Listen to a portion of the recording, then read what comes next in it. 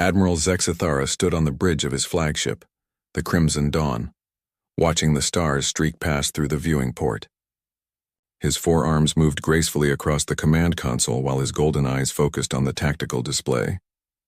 The Third Fleet of the Galactic Empire spread out behind him like a deadly swarm of metal wasps, each ship gleaming with the polished perfection that marked Imperial technology. "Admiral, we are approaching the target system," reported Commander Veltar from the navigation station. "The primitive world they call Earth should be visible soon." Zexithara's mandibles clicked together in what passed for a smile among his species. Another conquest, another world to add to the Empire's vast collection. For 3,000 years, the Galactic Empire had expanded across the galaxy, bringing civilization to the primitive races scattered among the stars. Some species joined willingly after seeing the Empire's superior technology. Others required more persuasion. The humans would require persuasion. Intelligence reports painted them as a young species, barely 200 years into their industrial age. They had only recently achieved faster-than-light travel and possessed crude energy weapons. Their ships were small, inefficient, and built with primitive materials like steel and titanium instead of the advanced composites used by civilized races. "Sir, we are entering the outer system now," announced the sensor operator. "Initial scans show..." "This is strange." Zexithara's attention sharpened. "Report. The planetary defenses are not what we expected, Admiral. There are no orbital defense platforms around the third planet. No military installations on their moon. Their space traffic appears to be mostly commercial vessels moving between their planet and what appears to be mining operations in the asteroid belt." The Admiral frowned. Most primitive species at least attempted to defend their homeworld when the Empire arrived. They built crude weapons platforms or assembled their pathetic fleets in a desperate last stand. The humans seem to be ignoring them entirely. "Perhaps they have not detected us yet," suggested Commander Veltar. "Impossible. Our fleet displacement is massive enough to be detected by any civilization with basic space technology." Zexithara studied the tactical display more carefully. "Show me these mining operations." The main screen shifted to display the asteroid belt between the fourth and fifth planets. Thousands of asteroids drifted in their ancient orbits, many showing signs of human industrial activity. Mining ships moved between the larger rocks, extracting metals and other resources. It looked exactly like what a primitive species would do when they first reached their asteroid belt. "Wait," said the sensor operator, his voice rising with confusion. "Admiral, there is something else. I am detecting a massive energy signature near the largest asteroid cluster. Show me." The screen zoomed in on a section of the asteroid belt where several large rocks had been grouped together.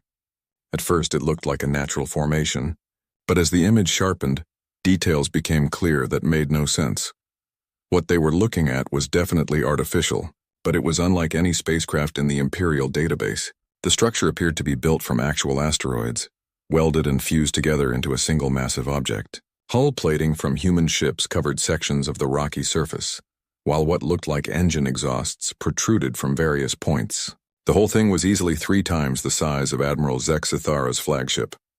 "That cannot be a ship," Commander Veltar said, staring at the display. "It is too large. No species builds ships that size from asteroid material." The sensor operator worked frantically at his station. "Admiral, I'm reading massive power signatures from inside that object. Whatever it is definitely artificial and it is definitely active." As they watched, crude human writing became visible along one side of the massive structure. The letters were painted in simple white paint across the dark asteroid surface. "UNSV Absolute Unit." Zexithara felt a chill run through his body. The humans had built something that defied every rule of spacecraft design he knew. Ships were supposed to be sleek, efficient, and built from lightweight materials. This thing looked like someone had decided to hollow out several asteroids and turn them into a single vessel. "Admiral," the communications officer called out, "we are receiving a transmission from the human vessel. Put it through." The main screen flickered and showed the interior of what appeared to be a command center carved directly into rock. A human female in a simple blue uniform sat in a chair that looked like it had been welded together from scrap metal. Behind her, other humans worked at stations that appeared to be built into the asteroid walls themselves. "Greetings," the human said in perfectly clear galactic standard. "I am Captain Sarah Chen of the United Nations Space Vessel Absolute Unit. We have been expecting you." Zexathara composed himself quickly. I am Admiral Zexathara of the Third Imperial Fleet. By order of the Galactic Empire, this system is now under Imperial control. You will surrender immediately or face the consequences. Captain Chen smiled, and something about that expression made the Admiral uncomfortable. We appreciate the offer, Admiral, but we will have to decline. Earth is not interested in joining your empire. You do not understand, Zexathara said, his voice hardening. This is not a negotiation. Look around you. You face the might of an entire Imperial fleet. Your single vessel, no matter how large, cannot stand against us.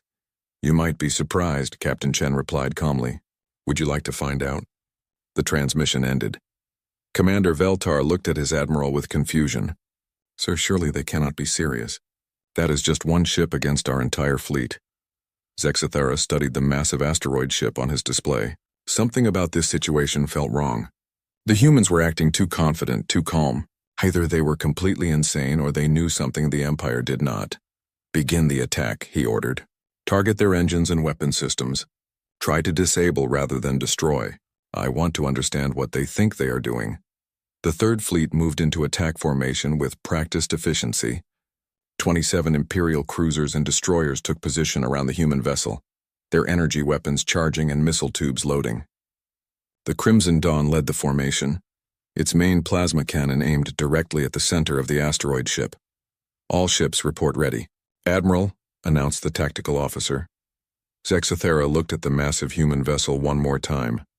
It just sat there in space, not moving, not raising shields, not powering weapons. Either the humans were paralyzed with fear, or this was the most elaborate suicide mission in galactic history. Fire. 27 Imperial warships opened fire simultaneously. Plasma beams lanced across space, striking the asteroid hull of the human vessel. Energy missiles followed, their warheads designed to overload enemy shields and disable ship systems. The attack should have ended the battle in seconds. Imperial weapons were designed to penetrate any known defensive system and disable ships with surgical precision. Instead, the plasma beams struck the asteroid surface and simply spread out across the rock like water hitting a stone. The missiles exploded against the hull and accomplished nothing more than blackening small sections of the surface. The massive human ship sat in space completely undamaged. Impossible, whispered Commander Veltar. Zexathara stared at the tactical display in shock. Nothing could absorb that much firepower without taking damage. The humans had not even raised energy shields. They were just sitting there, letting Imperial weapons strike their ship, and somehow remaining completely unaffected. Then the asteroid ship began to move. For something that size, it should have been slow and clumsy. Instead, it turned with surprising grace and began accelerating toward the Imperial fleet. As it moved, sections of the asteroid hull began to open like flower petals, revealing dark spaces within. Admiral, the sensor operator said, his voice tight with fear. I am detecting massive weapon signatures from inside that ship. Energy levels are off our scales. The human vessel completed its turn and faced the Imperial fleet directly. In the silence of space, it looked like an ancient mountain that had somehow learned to fly and decided to go to war. Captain Sarah Chen sat in her command chair, carved directly from the asteroid rock that surrounded her. The bridge of the Absolute Unit looked nothing like the sleek control rooms of other spacefaring civilizations. Instead of elegant curves and smooth surfaces, everything was built from practical necessity. Control panels were welded to rock walls, cables ran through carved channels in the stone, and the main viewing screen was simply a large monitor bolted to what used to be the interior wall of an asteroid. Ma'am, the Imperial fleet has fired on us, reported Lieutenant Rodriguez from the weapons station. Plasma beams and energy missiles. No damage to report, Sarah nodded calmly. She had expected this. The Empire always attacked first and asked questions later. It was their way of showing primitive species how outclassed they were. Unfortunately for them, humans had a different approach to shipbuilding than anyone else in the galaxy. How thick is our hull at the impact points? She asked. Approximately 200 meters of solid rock plus the titanium plating, came the reply. Their weapons are just making scorch marks on the surface, Sarah smiled. When human engineers first learned that other species built their ships from lightweight materials for speed and efficiency, they had asked a simple question. Why not just make the ship thick enough that weapons cannot hurt it? The answer, according to every other civilization, was that such a ship would be too heavy and too slow to be practical. Humans had decided to test that theory. All stations. Report status, Sarah ordered. Engineering reports all reactors online, called out Chief Engineer Kowalski from his station. Fusion plants 1 through 15 are running at optimal efficiency. We have power to spare. Navigation reports ready for movement, announced Ensign Park. All engine clusters responding normally. Weapon systems are armed and ready, Lieutenant Rodriguez reported with obvious excitement. All batteries loaded and targeting systems locked on Imperial vessels. Sarah stood up from her chair and walked to the main viewing screen. Through the reinforced transparent aluminum, she could see the Imperial fleet spread out before them. Their ships were beautiful in their own way, sleek, elegant vessels that looked like they had been designed by artists rather than engineers. Each one was probably fast, maneuverable, and packed with advanced technology. They were also about to learn why humans did not care about elegance. Open a channel to the Imperial flagship, Sarah ordered. The communications officer worked at his panel. Channel open, Captain. The main screen split to show Admiral Zexathera on his pristine bridge. The alien looked confused and somewhat angry. Behind him, other members of his crew moved with the precise efficiency that marked advanced civilizations. This is impossible, the Admiral said without preamble. Our weapons should have destroyed your vessel. What kind of defensive technology are you using? Sarah clasped her hands behind her back. It is called rock, Admiral. Lots and lots of rock. When humans build a ship, we make sure it can take a hit.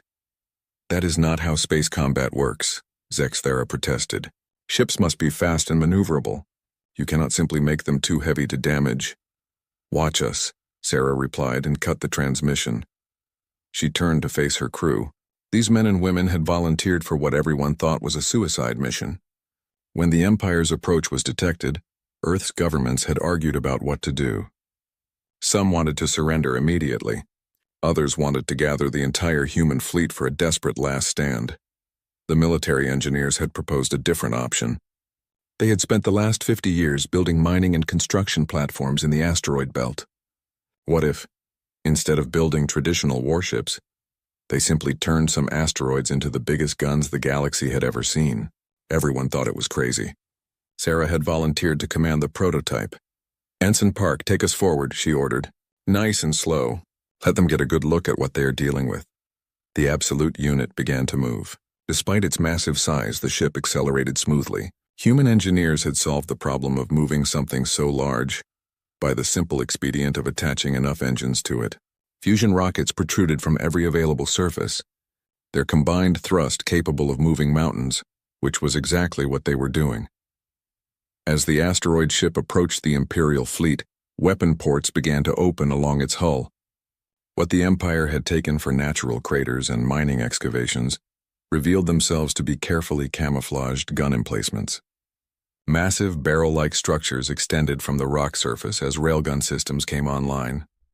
Admiral, Lieutenant Rodriguez reported, all weapon systems report ready to fire. We have targeting locks on every ship in their fleet.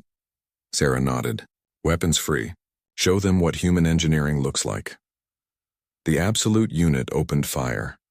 The weapons that emerged from the asteroid hull were not the elegant energy beams favored by advanced civilizations.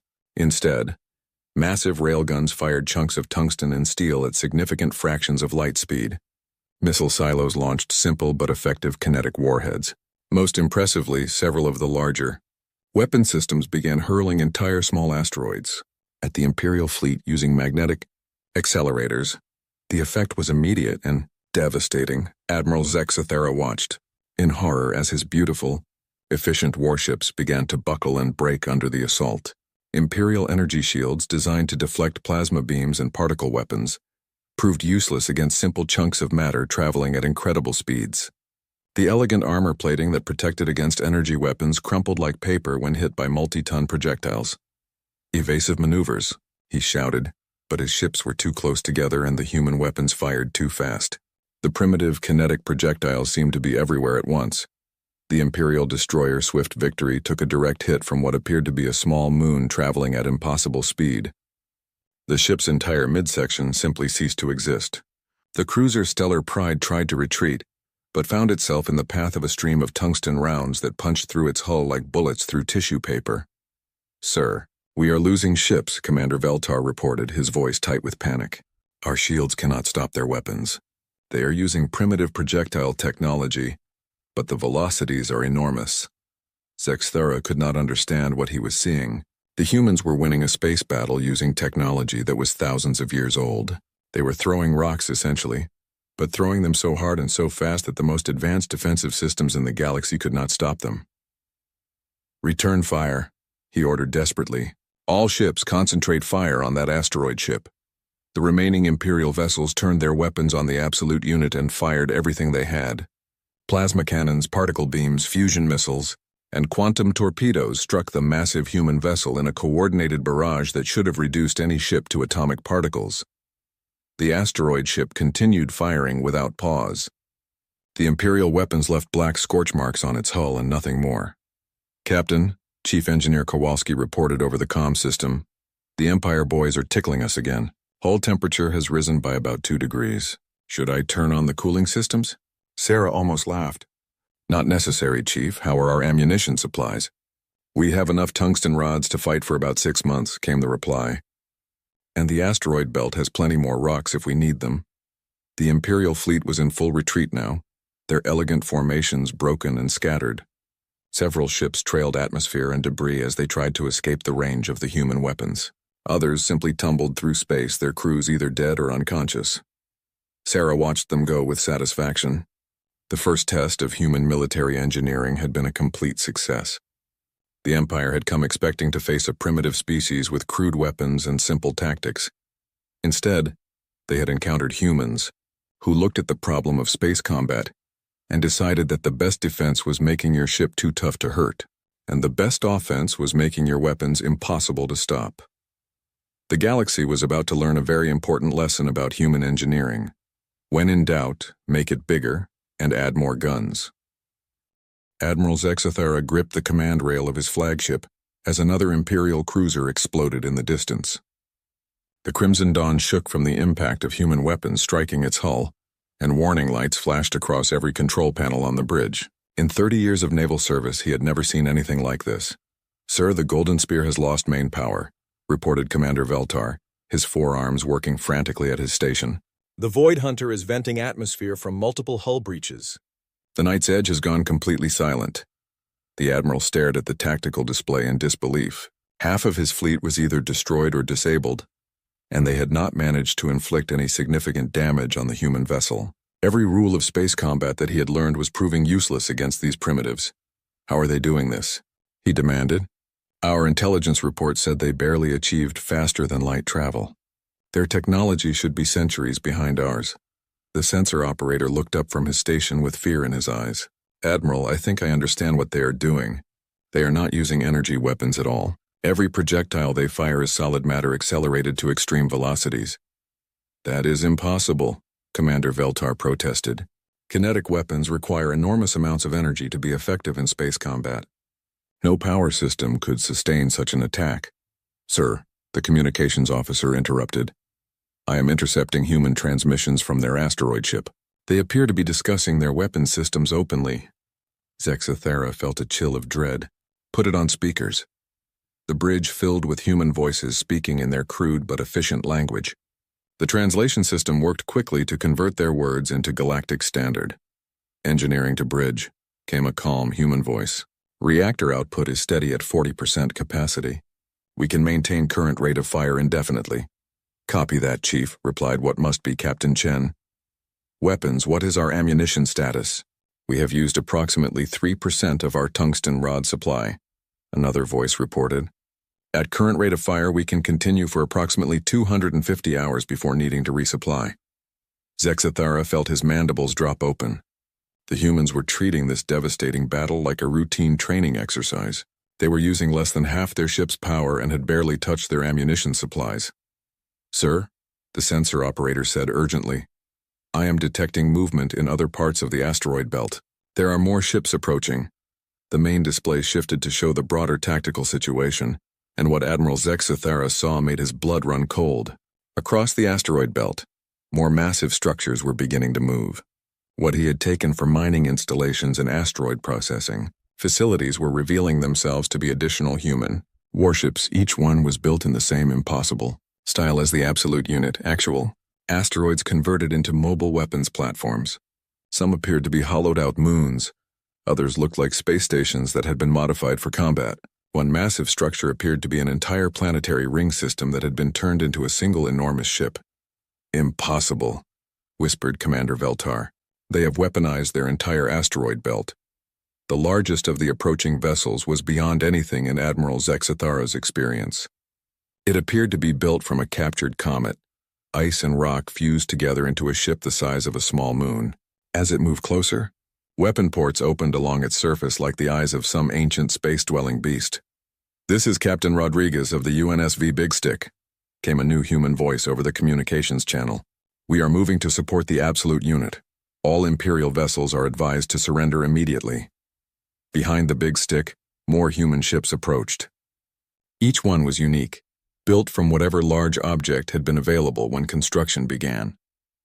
Admiral Zexathara identified what appeared to be a weaponized space elevator, its massive structure bristling with railguns and missile launchers. Another ship looked like it had been built from a disassembled space station, its modular components rearranged into the shape of a giant hammer. "Admiral," the communications officer said with panic in his voice, "the humans are broadcasting on all frequencies. They want to talk." "Put them through," Zexathara ordered. Though he dreaded what he might hear, Captain Chen's image appeared on the main screen again. Behind her, the asteroid bridge looked exactly the same as before, as if she had not just been commanding a devastating space battle. "Admiral Zexathara," she said politely, "I hope you are beginning to understand your situation. The ship you have been fighting is just our prototype. As you can see, we have been busy in our asteroid belt." The Admiral tried to maintain his composure. "What do you want?" "Nothing complicated," Captain Chen replied. "We want you to leave our solar system and not come back. We want you to report to your superiors that Earth is not interested in joining the Galactic Empire, and we want you to understand that if you attempt to return with a larger fleet, we will be ready for you." Behind her, one of the human crew members called out, "Captain, the Big Stick is asking if they can test their new orbital bombardment system on the Imperial flagship." "Not yet." "Lieutenant," Captain Chen replied calmly, "give the Admiral a chance to make the smart decision." Zexathara looked at his tactical display again. The human fleet had grown to include dozens of massive vessels, each one larger than his flagship. His own force was down to less than half strength, and every minute of combat had proven that Imperial weapons were useless against human engineering. "Sir," Commander Veltar said quietly, "recommend immediate withdrawal. We cannot win this engagement." The Admiral knew his second-in-command was right, but accepting defeat to a primitive species would end his career and possibly his life. The Empire did not tolerate failure, especially failure on this scale. "Open a channel to Imperial Command," he ordered. "Priority 1 emergency transmission." When the connection was established, Admiral Zexathara found himself looking at the stern face of Fleet Marshal Kethvar, Supreme Commander of all Imperial naval forces. "Admiral," the Marshal said coldly, "explain why you are requesting emergency assistance for what should have been a routine subjugation mission." Zexathara took a deep breath. "Sir, the humans have developed weapons and tactics that our current fleet cannot counter. They have built warships from asteroid material that our weapons cannot penetrate. Their kinetic weapon systems can destroy our ships with ease." "Impossible," Fleet Marshal Kethvar replied. "No primitive species possesses such technology. You are making excuses for poor tactical planning." "With respect, sir," Zexathara said desperately, "I am transmitting our sensor data now. The humans have weaponized their entire asteroid belt. They have ships the size of moons. They are treating our attack as a minor inconvenience." The Fleet Marshal's expression changed as he reviewed the incoming data. His eyes widened as he saw the size and power readings of the human vessels. "By the void," he whispered. "What kind of species builds ships from asteroids?" "The kind that asks why not instead of why," Captain Chen's voice said suddenly. Both Imperial officers turned in shock to see that the human had somehow tapped into their secure communication channel. "Hello, Fleet Marshal," Captain Chen continued pleasantly. "I am Captain Sarah Chen of the United Nations Space Forces. I thought you might like to hear directly from us about our intentions. This channel is encrypted with quantum security protocols, Fleet Marshal Kethvar protested. How are you accessing it? We asked our computer engineers to break your encryption, Captain Chen replied. They said it was impossible with current technology. So we built better technology. Humans have a saying, if you cannot find a way, make one. The Fleet Marshal stared at her image with growing alarm. What do you want? We want to be left alone, Captain Chen said simply. Earth has no interest in joining your empire or fighting your wars. We will defend ourselves if attacked, but we prefer to focus on more constructive activities. Such as? Captain Chen smiled, and again there was something unsettling about that expression. Building bigger ships and better weapons, mostly. It turns out that converting asteroids into mobile weapons platforms is quite addictive. We have some very exciting projects in development. Behind her, another human voice called out, Captain, the engineering team wants to know if we can show them the planet cracker. Not yet, Chief, Captain Chen replied. I think the Admiral has seen enough for today. Fleet Marshal Kethvar sat in his command center aboard the Imperial Dreadnought Eternal Dominion, 3 star systems away from the disaster that had befallen Admiral Zexathera's fleet. Before him, holographic displays showed the intercepted human communications from the Sol system, and what he heard made him question everything he thought he knew about warfare. Database. Compile all available intelligence on human military engineering. He ordered his AI assistant. Compilation complete? Fleet Marshal. The artificial mind replied. Warning. Human engineering practices do not conform to established galactic military doctrine. That, Kethvar thought grimly, was becoming obvious. The first intercepted transmission showed human engineers discussing their ship construction methods. What he heard defied 3,000 years of naval architecture. The problem with traditional ship design, a human engineer was explaining to his colleagues, is that everyone focuses on weight and speed. But what if we just don't care about those things? What if we make the ship so tough that it doesn't need to dodge anything? But the fuel requirements alone would be astronomical, another human protested. So we build bigger fuel tanks, came the reply. And bigger engines. And if it's still too heavy, we build even bigger engines. What about maneuverability? We attach engines to every surface. If you have enough thrust, anything can be maneuverable. Fleet Marshal Kethvar paused the recording and rubbed his temple with 2 of his hands. The humans were discussing fundamental problems of spaceship design, as if they were simple engineering challenges to be solved with more materials and bigger components. The next transmission was even worse. Command. This is Chief Engineer Kowalski aboard the Absolute Unit. The recording began. We have completed testing of our primary weapon systems. I am pleased to report that our Throw Rocks Really Hard approach is working exactly as intended. Clarify Throw Rocks Really Hard, came Captain Chen's voice. Ma'am, our main railgun can accelerate a tungsten rod to approximately 15% of light speed. At that velocity, the kinetic energy is sufficient to penetrate any known armor system. The beauty of it is that it's just physics. No exotic particles, no energy shields to worry about. Just good old-fashioned momentum transfer. And ammunition supplies? Effectively unlimited, Captain. The asteroid belt contains more projectile material than we could use in 1,000 years of continuous warfare. If we run low on processed tungsten, we can just grab another asteroid and throw the whole thing. Fleet Marshal Kethvar felt a chill run through his body. The humans were not just building impossible ships. They were approaching warfare itself from a completely different direction. Where civilized species developed elegant energy weapons and sophisticated defensive systems, humans asked a simple question. What happens if we just hit the enemy really, really hard? The third transmission made him understand the true scope of the problem. Asteroid Mining Station 7 to Earth Command, a human voice reported. Conversion of mining platform Delta to weapons configuration is complete. The station can now accelerate itself to combat speeds and brings 47 railgun systems online. Designation: UNSV Sledgehammer. Copy that, Station 7, came the reply from Earth. How many more platforms can be converted? All of them, sir. We have approximately 312 mining platforms, processing stations, and construction facilities in the belt. Each one can be converted to military configuration within 6 months. Begin conversion immediately. Priority goes to the largest platforms first. Fleet Marshal Kethvar stopped the recording and stared at his tactical display. The humans were not just building a few experimental warships. They were converting their entire industrial infrastructure into a mobile weapons platform. Every mining station, every construction facility, every piece of equipment in their asteroid belt was being turned into an instrument of war. "Sir," his aide reported, "we have received Admiral Zexathara's full after-action report." "Display it." The holographic projector showed a detailed breakdown of the battle, including sensor readings from the human ships. What Kethvar saw made his worst fears come true. The human vessel that had destroyed half the Third Fleet was not even a proper warship. According to the technical analysis, it was literally a hollowed-out asteroid with engines, weapons, and life support systems bolted onto it.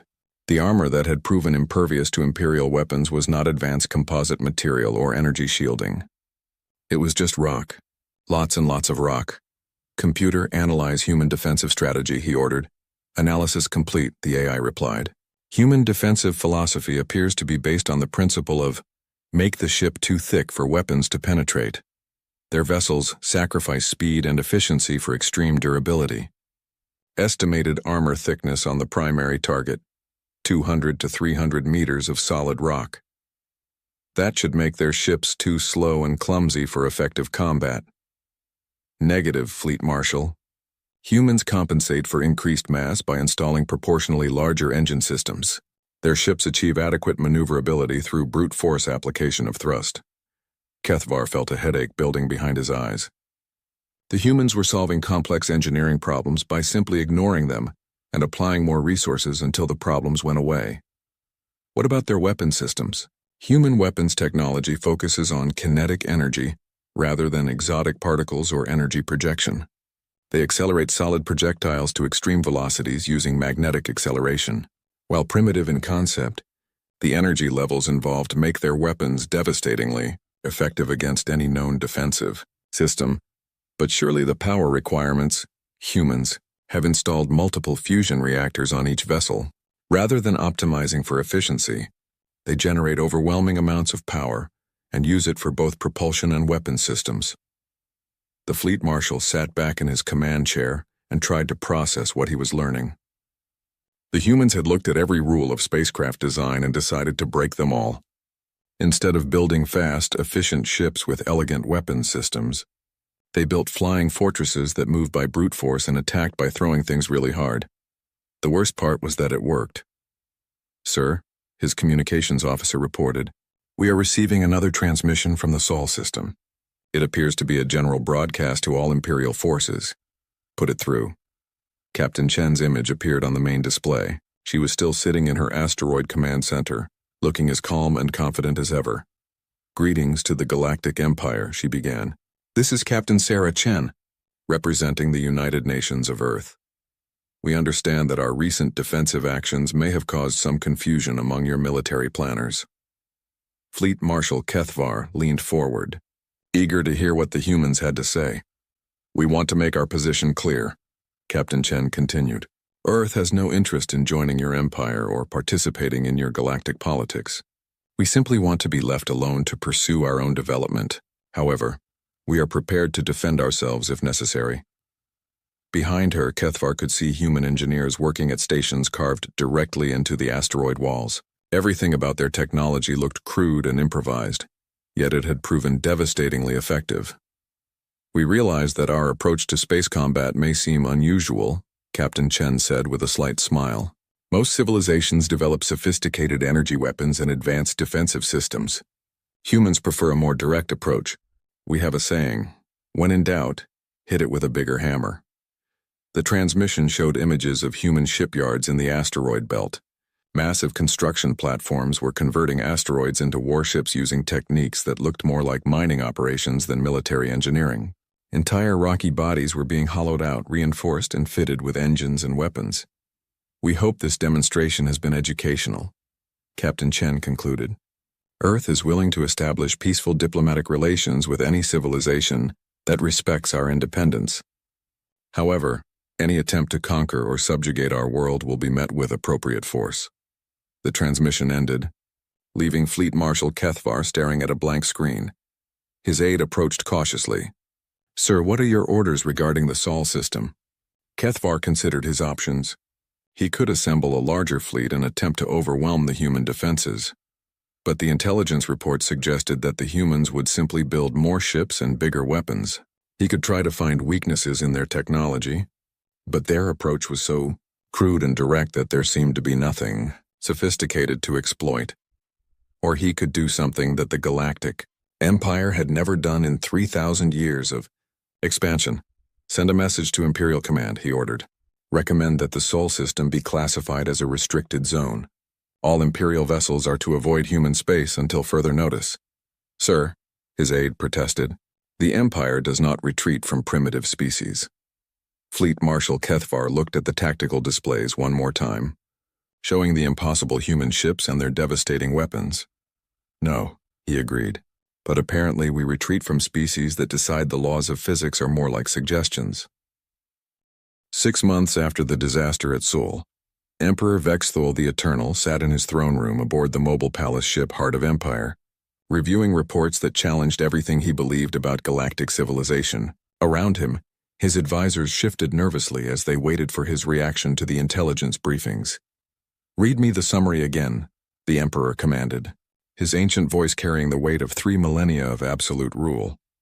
High Admiral Korseth, Supreme Commander of all Imperial forces, cleared his throat and began reading from the official report. The species known as humans have established a defensive perimeter around their solar system, using unconventional military technology. All attempts to classify their capabilities using standard Imperial assessment protocols have failed. Failed how? Sir, they appear to have weaponized the concept of making things bigger until they work, the Admiral replied, his voice heavy with disbelief. Our military analyst cannot find any theoretical limits to their approach.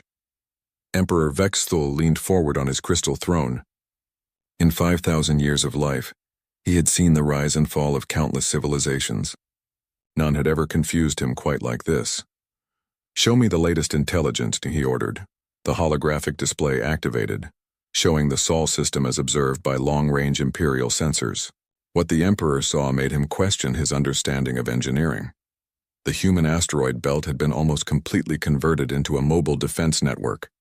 Hundreds of massive ships patrolled between the planets, each one built from asteroids, comets, or space installations.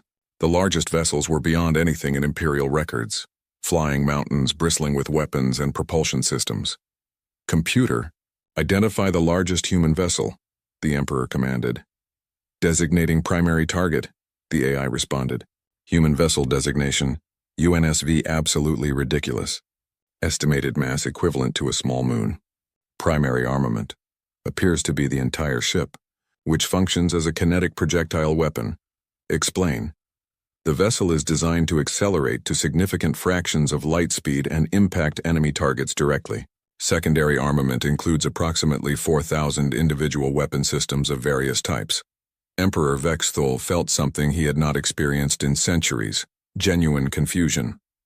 They built a ship designed to ram other ships? Affirmative. Intelligence suggests that human engineers determined that the most efficient way to destroy large targets was to hit them with something bigger and faster. The Emperor studied the display more carefully. Around the massive ramming ship, smaller vessels moved in formation. Each one was unique, apparently built from whatever materials had been available when construction began. Some looked like weaponized space stations, others resembled asteroid mining equipment converted for military use. What is the tactical assessment? He asked. High Admiral Korseth consulted his datapad. Sir, our best military analysts conclude that the human fleet could not be defeated by any conventional Imperial force. Their ships are too durable to be destroyed by energy weapons, and their own weapons can penetrate any known defensive system. Recommendations? Avoid Sol system entirely, sir. Classify humans as a non-contact species and establish a buffer zone around their territory. The Emperor was quiet for a long moment. The Galactic Empire had conquered thousands of worlds and absorbed hundreds of species. They had never been forced to simply avoid anyone before. What makes them so dangerous? He asked finally. Their approach to problem-solving, sir, replied his chief science advisor, stepping forward. When humans encounter an engineering challenge, they do not try to find the most efficient solution. They simply apply overwhelming force until the problem goes away. Give me an example. They're faster than light drive, sir. Most species develop elegant hyperdrive systems that fold space or manipulate exotic particles. Humans looked at the problem and decided to build an engine so powerful it just pushes the ship through space faster than light should allow. The Emperor felt a headache building. That should be impossible. Yes, sir. Humans appear to specialize in making impossible things work through sheer determination and excessive engineering. The holographic display shifted to show intercepted human communications. The Emperor listened with growing amazement as human engineers discussed their latest projects. Orbital Defense Platform 93 is now operational, a human voice reported. We have successfully converted the moon of Jupiter into a mobile weapons platform. Designation UNSV Moonshot. How mobile? Came the reply. It can achieve approximately 10% of light speed, sir. When it hits something, that something stops being there. Outstanding. What about the Planet Cracker project? Engineering team reports that we can have it operational within 2 years. Once complete, we will be able to accelerate entire planets to significant fractions of light speed. For what purpose? Mostly to see if we can, sir. Though I imagine throwing planets at people would be quite effective in combat. Emperor Vexthul turned off the recording and stared at his advisors.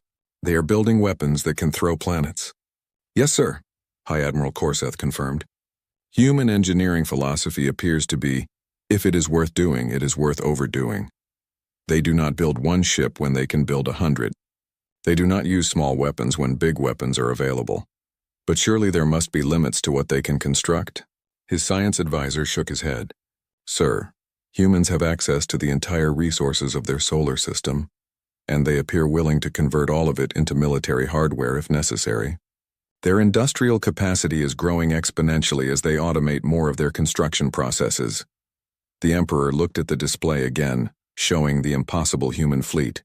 Each ship represented a complete rejection of civilized engineering principles, yet they were devastatingly effective. Sir, his communications officer announced, we are receiving a transmission from the Sol system. It appears to be addressed to you personally. Put it through. The main display showed Captain Sarah Chen sitting in what appeared to be a new command center. This one looked slightly more refined than the asteroid bridge he had seen in previous reports, though it still appeared to be carved directly from rock.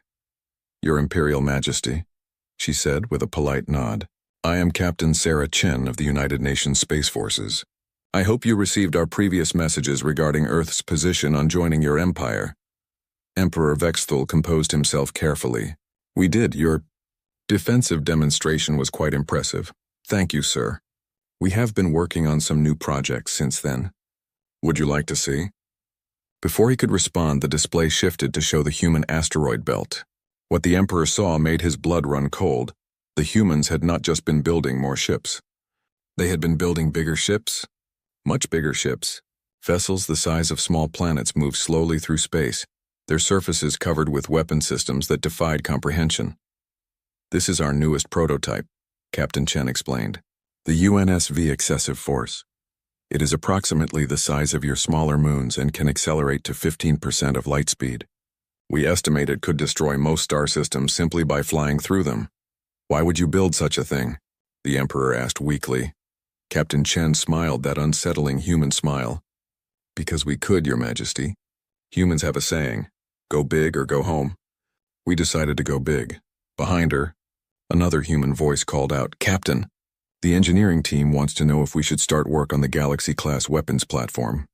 Not yet, Lieutenant, Captain Chen replied. I think His Majesty understands our position. The Emperor stared at the impossible ships on his display. What do you want from us? Nothing, sir, Captain Chen said simply. We want to be left alone to pursue our own development. In exchange, we promise not to share our engineering techniques with other species or use our weapons outside our own solar system. And if we attempt to invade again, Captain Chen's expression became serious. Your Majesty, we really prefer peaceful solutions. War is expensive and wastes resources that could be used for more interesting projects. But if forced to fight, we will respond with appropriate force.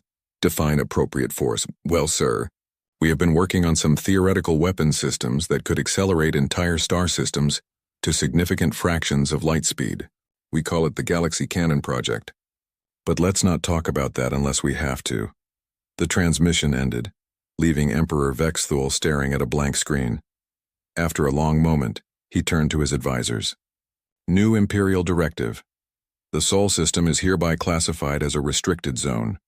No Imperial vessel is to approach within 50 light-years of human space without explicit permission from this throne. Sir, High Admiral Korseth protested, the Empire does not retreat from anyone. Emperor Vexthul looked at the tactical display one more time, showing the impossible human weapons that could throw planets like stones. We are not retreating, Admiral, he said quietly. We are maintaining a safe distance from a species that builds weapons by asking, what is the biggest thing we can throw at our enemies? And then build something to throw it. Thank you for watching and comment for next part.